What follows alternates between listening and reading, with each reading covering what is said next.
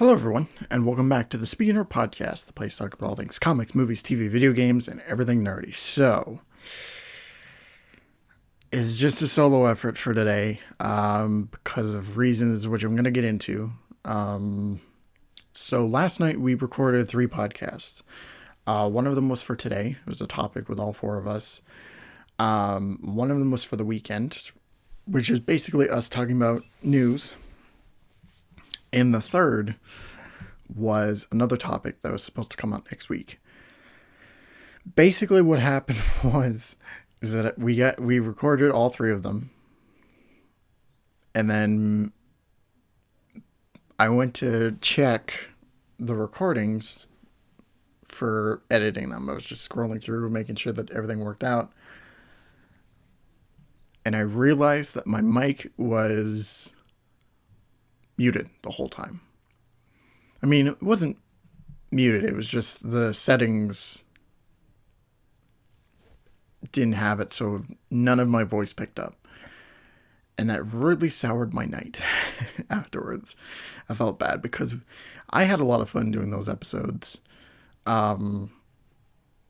These were topics that I kind of wanted to cover,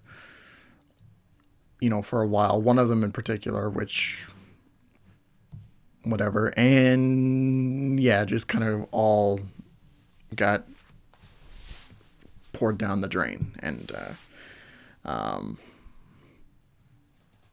so yeah, I'm still sorry to the guys, and I'm sure at some point we'll do those topics again, but that's that's probably going to be a while before we attempt that. There's other stuff to cover, and for today's case, basically just going over the news of the week. Some stuff happened, and yeah, I figured just for a quick episode, and I know I'm putting this out way later than it should be.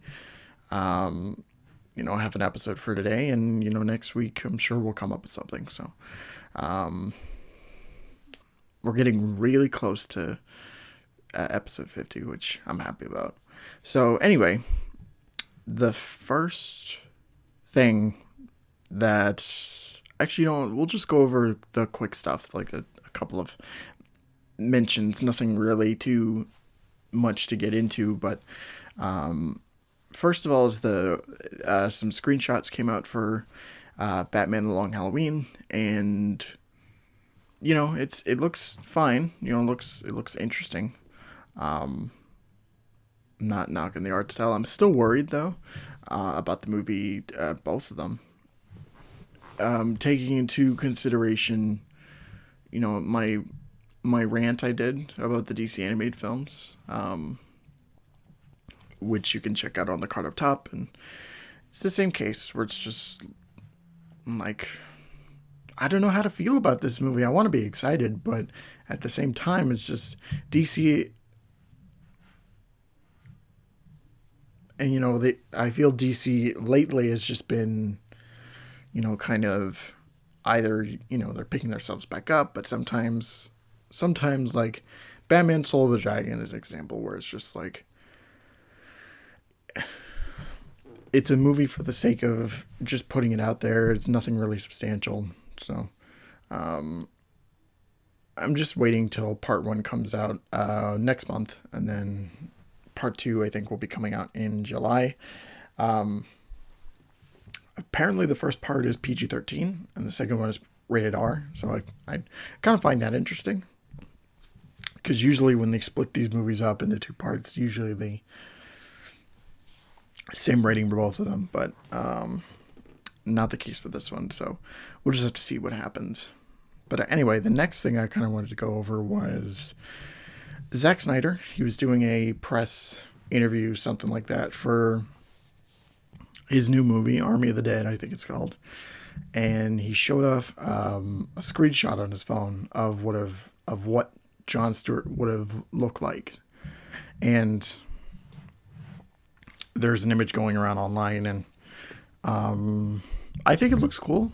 It's just a picture on a phone, but I think it looks. I think he looks pretty cool. I wish we could have seen him in the movie, and I keep saying this. I said it during the video we did about the movie. If they're not going to continue the series with movies, do it in a comic book. Make part 2, make part 3, make them into a comic book, and turn it into a series, something. It'll get people talking, and it'll still be his vision. It may not be the way he intended, but I think having it on the page, as a comic book would be pretty interesting. So, but yeah, not really much else to say about it. But the last thing I wanted to kind of go over was we found out a while ago that Impulse was making his way onto the Flash TV show, and some set leaks came out this week showing off what Impulse, his costume. And it looks like Impulse, but honestly, I just hate the material. Like it looks very similar to Godspeed's costume, and I still think that costume looks weird even on Godspeed. So it's pretty much like my hopes for the Arrowverse are like going lower and lower. The only thing that's keeping interest is Superman and Lois. And I just saw a promo for the next episode, and like it still looks interesting. I watched the first episode, and I thought it was really good. And they're basically doing all the things right with that show, but everything else has been on the decline, and it's such a shame. I know that the CW, like the Arrowverse, hasn't always been great, but when it shined, it shined. Like the first couple seasons of Arrow, the first couple seasons of The Flash, that kind of thing. They made good with what they had, and some things that it didn't always work, but when they knocked it out of the park, they knocked it out of the park. And it's so sad what's happening with them now. Like I feel bad, but yeah, it's just I'm probably not gonna watch the episode. We also learned that XS Nora is coming back, so I didn't care for much in her season, and I'm probably not gonna care about her when she comes back. So. Whatever the case. But yeah. Anyway, moving on to the big three that I kind of wanted to just go over. First one is Masters of the Universe, the Netflix series. Yeah, Kevin Smith, who's been, developing this He-Man project, for months. We didn't really know anything. There was not a whole lot of details, but we got a first look at it. I want to say Wednesday or Thursday, something like that. And it looks great. Honestly, it looks really nice and really cool. And I'm not the biggest He-Man guy around. I like He-Man. I don't hate him. But, he was just never really my type of character, but I'm interested to see what they do for him in this series. I like the art style, the colors and the kind of bold black lines. It reminds me a lot of, Mortal Kombat, Scorpion's Revenge. It has that similar kind of style to it. And, I'm hoping it does well, and who knows? Maybe if this does do well, that'll, give other kind of 80s centric cartoons, a way to revitalize themselves. Do that in a way. Like, I know we already had a Thundercats reboot, but, having something like that in its true style, like its original style for a new audience, could be pretty interesting. So I'm curious to see the fallout that comes from this and how people are going to react and what it's going to do for other shows and other projects and other things. So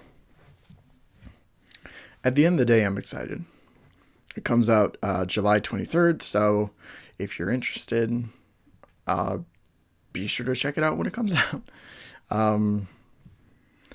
So the next thing that I wanted to mention was we got a poster revealed for the Snake Eyes movie, so G.I. Joe. They're doing kind of like an origin movie for Snake Eyes. I'm not sure if this fits into continuity with the other two movies, which, to be honest, I kind of hope it doesn't, because those movies are not great. But there's a trailer that comes out on Sunday, so we'll get an idea of how this movie will go. I hope it's good. I want at least one good G.I. Joe movie. Live action movie, anyway.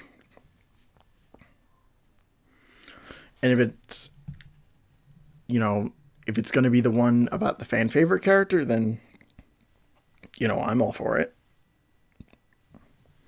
But we'll just have to see when Sunday comes around. I'm not sure, if we'll be talking about it next week or whatever the topic comes up for that. But we'll see what happens. If there's any more news to go over, I might just do another video next Sunday, and we'll go over it then. But yeah, it's just that. I saw, they had the poster, which looks cool. He's unmasked, which threw me off a little bit. And then I think the day before the poster came out, some, the Entertainment Weekly screen grabs came out, and it looks like a martial arts movie for sure. I don't really get a Snake Eyes vibe from it, but I'm willing to be surprised. I'm enthusiastic. I'm optimistic about it. So anyway, we'll most likely talk about the trailer at a later point, but we'll just have to see when that comes out. So the last thing that I wanted to talk about was the big trailer of the week. Venom 2, or Venom Let There Be Carnage. Finally, a trailer came out. People have been wanting one for months now. They've been waiting ever since we got that teaser. I forget when that teaser came out, but everybody's been asking for it. And there were so many leaks and insider sources that said, oh, the trailer's going to be out by then. The trailer's going to be out by this time. And it never happened. But we finally got one. And I thought it was really good. I honestly enjoyed the trailer a whole lot. But it's the, just about everything, got me invested.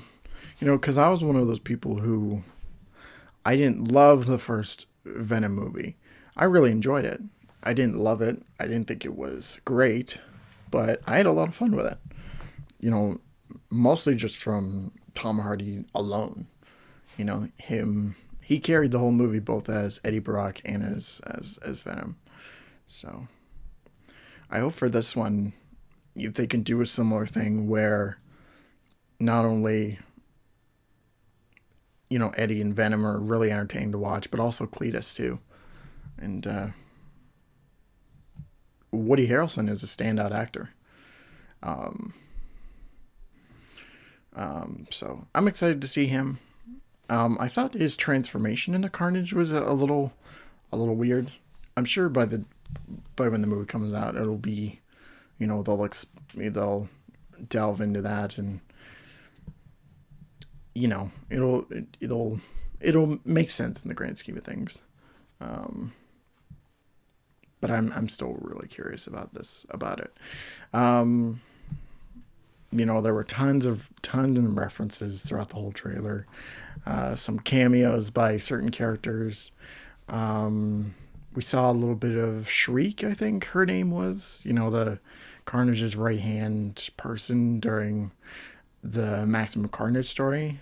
She's in the movie, and we got a couple seconds of her, some of which using her powers, and I don't really know how to feel about that. It's just she's there. I figured it was going to be more of a solo outing for Carnage. If they ever decide to bring him back, maybe for like a third movie, fourth movie, whatever, they bring Shriek along, and they could just turn Maximum Carnage into its own movie. And but I'm hoping, she's, used well, and she's an interesting character, and I want to like her as a character, so we'll just have to see about that. And then, they also mentioned Patrick Mulligan, I think his name is, the guy who becomes Toxin. He was in the trailer, and, he's the cop, I think the detective you saw, like, reading the Daily Bugle newspaper. I hope there's some good setup there. Maybe we'll have, a Toxin sequel come out at some point. That'll be fun for sure. So my thing is that, this is obviously tied in with Morbius and the MCU. Because it seems like there's an Avengers reference, and they reference Spider-Man and all that stuff. So I'm wondering where this fits in the grander scheme of the Marvel cinematic universe. Is it, where does it all connect to? Even though this is pretty much like an off-brand universe, there are those ties there. So my biggest question is, where are they going to go with that? I mean, we know at some point there's definitely going to be a Spidey crossover. I'm